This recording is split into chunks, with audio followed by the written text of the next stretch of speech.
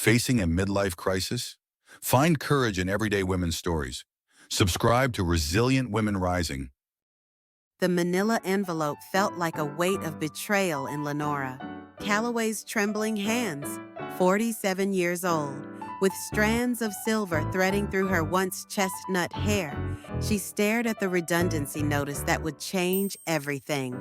Outside the window of her small Bristol flat, the rain matched the tears she refused to shed. 10 years at Maritime Logistics, and this was how it ended. No warning, no transition, just a cold dismissal. That suggested her expertise was disposable. The company she had dedicated herself to had reduced her entire career to a severance package and a generic goodbye letter.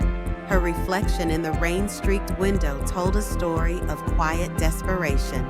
Divorced for 5 years, with her only daughter studying marine biology in Scotland, Lenora felt the weight of isolation pressing against her chest.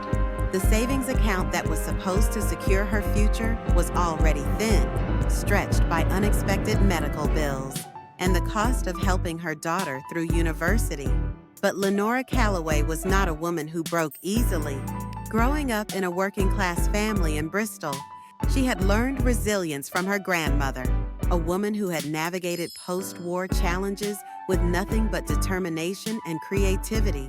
Those lessons had been buried under years of corporate conformity, but they were not forgotten. On the third day after losing her job, surrounded by scattered maritime maps and nautical charts she had collected over the years, an idea began to take shape. Her passion for the sea, which had always been more than just a professional requirement, started to whisper possibilities. Lenora remembered the weekends spent volunteering at the local maritime museum, the way her eyes would light up, explaining naval history to school groups, the way children would listen, captivated by stories of exploration, rescue, and human endurance. What if she could turn her lifelong love of maritime history into something more? The Bristol Community Center became her first testing ground. With nothing but her savings and a borrowed projector, Lenora began offering maritime history workshops. Her first presentation, Unsung Heroes of the Sea, drew 12 people. By the third month, she was regularly hosting events with over 50 attendees. Her workshops were different. They weren't dry historical lectures, but vibrant storytelling sessions that brought maritime history to life.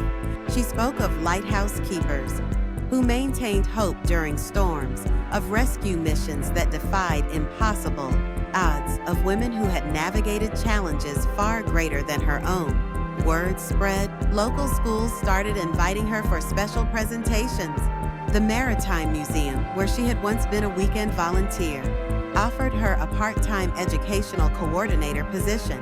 Each opportunity was a wave, lifting her higher, challenging the narrative of midlife obsolescence.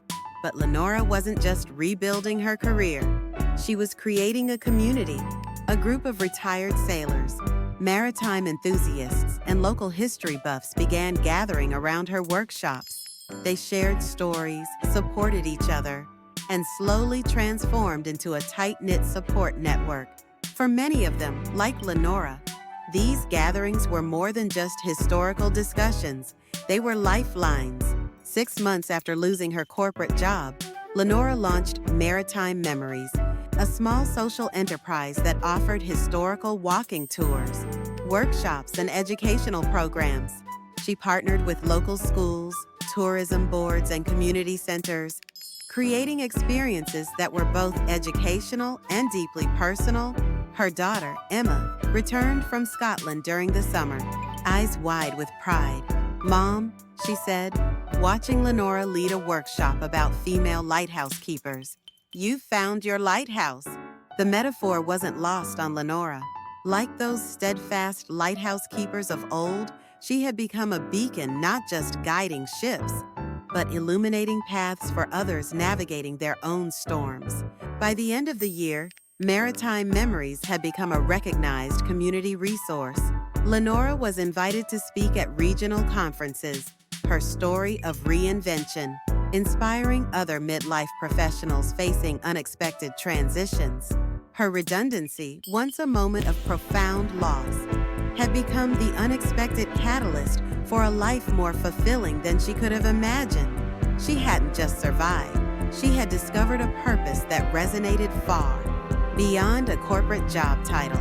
As she stood on Bristol's harbor front, watching the ships come and go, Lenora understood that resilience wasn't about avoiding storms, but about learning to navigate them with courage, creativity, and an unwavering belief in one's own potential.